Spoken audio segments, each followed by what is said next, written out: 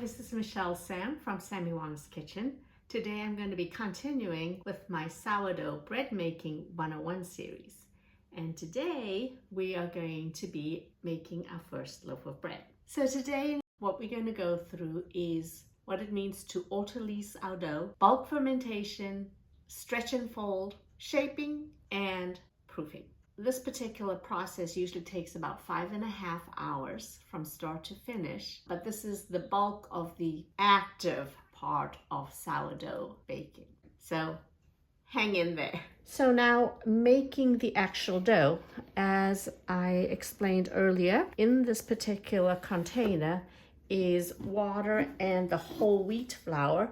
And the reason I put whole wheat flour here is to soften up all the kernels. And you can actually see there is this light brown and then there are these darker specks. And that is actually the kernel part or the endosperm, which break down the gluten structure, which then makes it more difficult for the bread to rise. So that has the sufficient amount of water that is for our recipe. And what I'm going to do now is add first the leaven and then allow that to mix into the water and then add my bread flour. So I will need 100 grams of leaven. And the way you can tell whether a leaven is active, it should be very stringy. Because it has so much air or carbon dioxide in the leaven, I want to not use my fingers for this point so you can actually see it be light enough that it does float on the water. So this passed what they call the float test, and you can even notice the carbon dioxide bubbles in the actual leaven. Now I'm going to add enough to make 100 grams of sourdough here, and of course I'm compressing all the carbon dioxide now in this particular leaven so it won't actually float.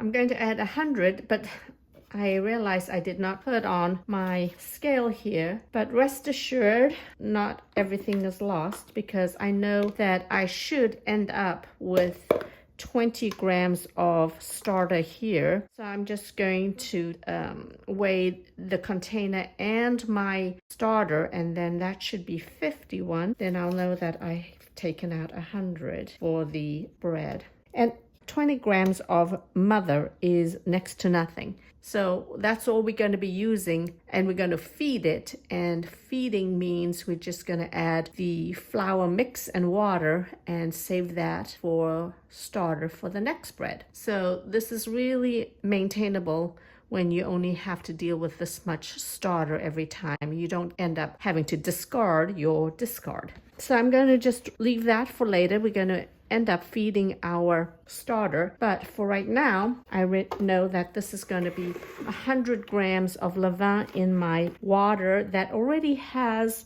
the whole wheat flour that's been absorbing in the water. So I'm going to mix the sourdough starter. Now you can use that dough whisk to mix in your starter, but I like using my hands. And it doesn't have to be completely dissolved into the water. It just needs to be kind of mixed in. For the bread flour, I have not done my mise en place for this because I don't want extra bowls to have to clean. I do want to sieve my flour because I found that there are some flours that just clump together. The easiest way for me to weigh my flour is to put the sieve right onto my working container and tearing that, and then adding my bread flour. So I need 400 grams of bread flour, and I'm going to put it right here where it is going to sieve and then fall into the container that I'm working with. Okay, 400 grams of white bread flour, and I'm going to go ahead and sieve it. Make sure I just get all the clumps out. So once I've sieved my white bread flour into the container, this is where I am going to mix everything together and allow this to rest. And the process is called Autolyse. Some recipes don't Autolyse the flour with the starter, but I end up just adding the starter to it. The reason for Autolyse is to allow the bread flour to fully hydrate with the water before you start what is called bulk fermentation. And the Autolyse process is about 45 minutes to fully hydrate the flour. You want to mix it so that your flour is completely incorporated into the water and there's no flour left, but you're left with something like this. And I'm going to use my dough scraper and scrape off the flour here back into my container. So this is what I would describe as a scraggly dough. After the Autolyse process and before the bulk fermentation, that is when I am going to add the salt. So in order to remind me to add the salt, I'm going to place the salt here because there have been times where I have had saltless bread. I don't want to do that. Okay, so this is the bread dough that's going to be autolysing. And now what I would like to do is feed my starter so that I can take care of polish and put him back in the fridge. Okay, so my timer just went off for the end of the Autolyse process. And I also took the time to weigh my salt so I can add in the salt. So you want to autolyse your dough without the salt because the salt tends to reduce the fermentation of the sourdough. So for the Autolyse, we want to do it without the salt. And you can see here, it's a lot more wet than dry. So the flour has really absorbed all the water that was there, and it's really much softer now and doesn't look as scraggly. Now is the start of a process called bulk fermentation. What is bulk fermentation? Bulk fermentation occurs after the Autolyse process and ends when the dough is cut and shaped. So this is the step where the dough is fermented in a large bulk mass, and during this time all the microbial activity is taking place. Now there are two things that affect bulk fermentation: time and temperature. So first we're going to add our salt and then a process called stretch and fold. Be equivalent to a kneading if the hydration of our sourdough was lower. But because it's such a highly hydrated dough, it is a little more difficult to knead the regular way. Stretch and folds.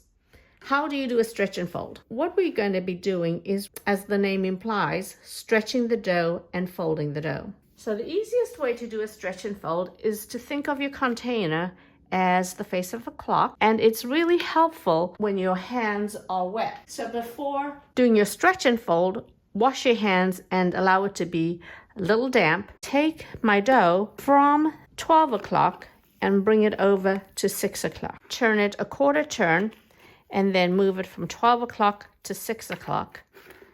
Do it a quarter turn, 12 o'clock to 6 o'clock, and keep turning it so that you do 4 revolutions, which will end up being 16 times of stretching and folding. So we are going to do the stretch and fold 6 times, and between each stretch and fold, there's going to be a 30-minute rest period where the microbes can do its job and redistribute throughout the bread. And I'm going to use my dough scraper and just scrape some of the dough off the sides here. Just trying to get the dough all incorporated into a ball. So a stretch and fold is a hand method of stretching and folding the dough, and this allows the dough to deflate and the yeast and the microbes to redistribute. All right, so this is our first stretch and fold, and this is what our dough looks like. And I just like making it into a ball like this. And so you can see that it's a very tight ball. And this is going to rest for 20 to 30 minutes. In order for me to remember how many stretch and folds I've done, I use a white Expo marker and just indicate that on the lid. Okay, so I'm going to set my timer. So this is what the dough looks like. So we're going to do another series of stretch and fold. My hand's a little damp. 12 o'clock to 6 o'clock, quarter turn, and do it 4 revolutions 16 times. Always like taking my dough, scraping it a little bit, and if you need to, you can use your dough scraper and flip it over and cover it. And this is my second stretch and fold, and allow this to rest for anywhere between 20 to 30 minutes. Okay, after the second stretch and fold, this is when you can add your add-ins. So what is an add-in? An add-in is anything that is going to give the bread flavor. So it could be seeds and nuts or fruit, whatever you want to add into your bread. The best thing to do is to add it in after the second stretch and fold so that your bread, through fermentation, has created enough strength with the gluten development, and now you can add add-ins. I prefer to add the add-ins during the stretch and fold rather than trying to roll it up at the end, because I rather have it uniformly dispersed in the dough. So damp hands, and you can see that now it's a lot stronger because the gluten is now developing. So once again, a stretch and fold. And at first it seems pretty relaxed, and then as you keep stretching and folding, it gets more taut. So you can see it's really starting to smooth out, and the gluten is starting to develop now. So that's number 3, and make sure we write it down and put our timer on. Okay, timer went. This is stretch and fold number 4. You can see how the dough looks a lot more relaxed and smooth, and it's very pliable now. So 16 stretch and folds. So that's about 16. And this is what it looks like. Put it down and make sure we mark it before moving on. All right, stretch and fold number 5. Definitely see this very soft. Here it is, and this is stretch and fold number 5. So we'll have one more to do, and then we're going to prep our banneton for proofing. So after bulk fermentation, it is now time to proof. So what is proof? Proof is the final rise of the dough before baking. Proofing your dough is somewhat tricky because if you overproof the dough, it'll collapse in the oven. And the dough needs to be just sufficiently proofed so that the last rise in the oven creates oven springs. So the intense heat from the hot cast iron Dutch oven, which will allow the carbon dioxide molecules to expand and leaven the bread. You can do a cold proof or a room temperature proof. So the room temperature proof would be something you would do if you are short on time. I highly recommend doing a cold proof. And what I found that has been the best results is to proof the dough in a banneton at room temperature for an hour, and then put it in the refrigerator and allow it to proof for 48 hours, anywhere from 24 to 48 hours. But this is completely done by accident. I didn't have time, and I ended up just letting my dough sit in the refrigerator for 48 hours, and that has by far been my best bread. So, proofing. To get your bannetons ready, this is a banneton, and this is where your bread is going to proof. So how do we flour the banneton? I have tried with just plain flour. It is a little sticky and sometimes your dough will stick to the banneton, making it really difficult to remove. But a mix of half and half of bread flour and rice flour is ideal. I already have my half and half mix here, and all you need to do is take some of this flour and put some in a sieve and sprinkle it all throughout the banneton.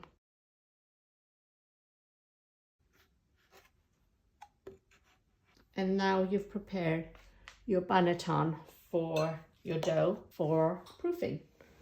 All right, so this is what the dough looks like. And for the 6th stretch and fold, see how elastic and extensible this is.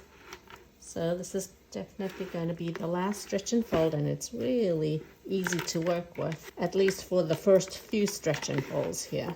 So this is my last one, and then I'm just going to let it rest for 20 minutes, and then I'm going to start shaping it.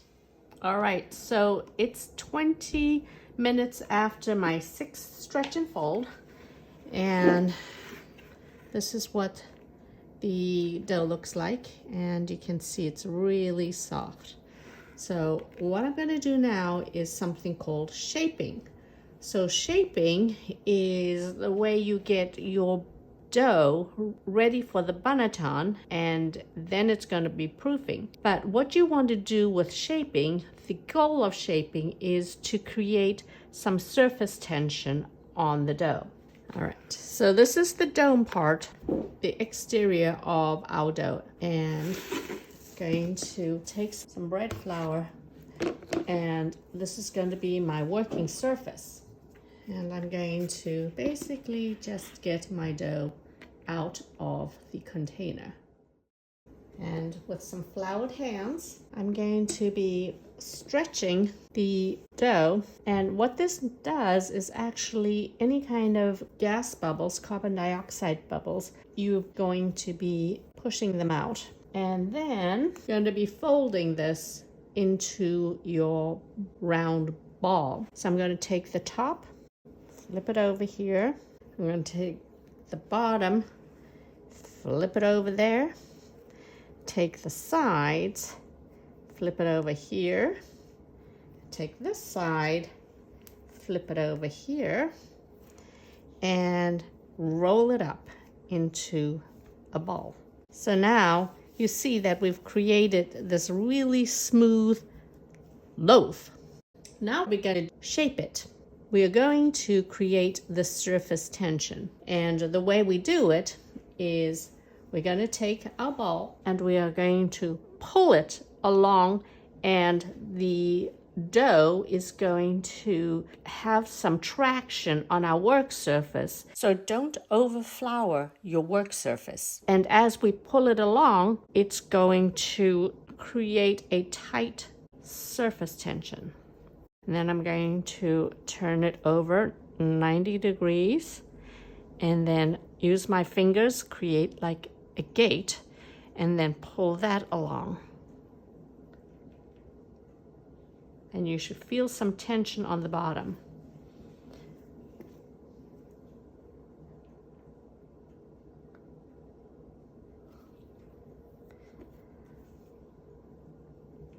And this is kind of fun to do, but don't overdo it, because all we're trying to do is create a taut little ball. So once it feels really taut, we're going to allow it to relax for 15 minutes. So I usually just put this right over here for 15 minutes, and we're going to do it again. And then at that point, it's going to be ready to go into the banneton. Okay, so our dough in this little ball shaped has rested for 15 minutes, and we're going to do another shaping to get it really taut, and then put it into the banneton. Okay, so we're going to make sure our hands are well floured, make it into a gate, and pull it along your work surface, creating some tension. Okay, turn it 90 degrees, do the same thing. So as you drag it along, it's getting hung up on itself, and creates some tension there. Okay. Again.